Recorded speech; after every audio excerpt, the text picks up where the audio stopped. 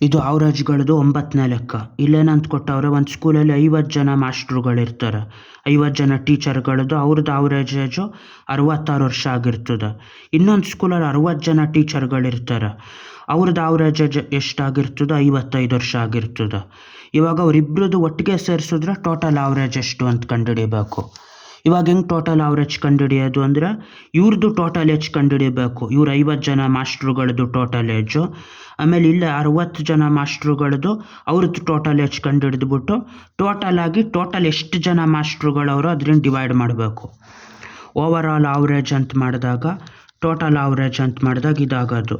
Total ಇವ್ರದ್ದು age ಎಷ್ಟು, ಇವ್ರದ್ದು ಟೋಟಲ್ ಏಜ್ ಎಷ್ಟು, 50 ಜನ ಮಾಸ್ಟ್ರುಗಳು 66 ವರ್ಷ ಏಜು, 50 ಟೈಮ್ಸ್ ಆಫ್ 66 ಪ್ಲಸ್ ಇಲ್ಲಿ 60 ಜನ ಮಾಸ್ಟ್ರುಗಳದ್ದು 55 ಅವರೇಜ್ ಏಜು, 60 ಟೈಮ್ಸ್ ಆಫ್ 55 ಇದು ಇವ್ರದ್ದು ಟೋಟಲ್ಲು, ಇದು ಇವ್ರದ್ದು ಟೋಟಲ್ಲು. ಓಲ್ ಡಿವೈಡೆಡ್ ಬೈ ಎಷ್ಟಾಯಿತು, ಎಷ್ಟು ಜನ ಆಯ್ತಾರೆ ಟೋಟಲ್ಲು, ಇಲ್ಲಿ 50 ಜನ, ಇಲ್ಲಿ 60 ಜನ, 50 ಪ್ಲಸ್ 60 ಅಂತ ಮಾಡಬೇಕು. ಇದು ಇವ್ರದ್ದು ಟೋಟಲ್ಲು, ಇದು ಇವ್ರದ್ದು ಟೋಟಲ್ಲು.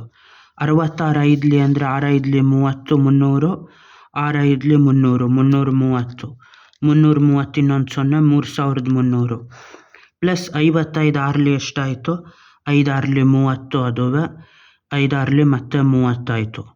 ಅದು ಎಷ್ಟು, ಅದು 330 ಆಯ್ತದ, 3300 ಈ 0 ಸೇರಿ. 5 6ಲಿ 300, 5 6ಲಿ 30, ಇದು ಡಿವೈಡೆಡ್ ಬೈ 110. ಇಲ್ಲಿ ಎಷ್ಟಾಯ್ತದ, 6300, 3300, 6600 ಡಿವೈಡೆಡ್ ಬೈ 110 ಆಯ್ತದ.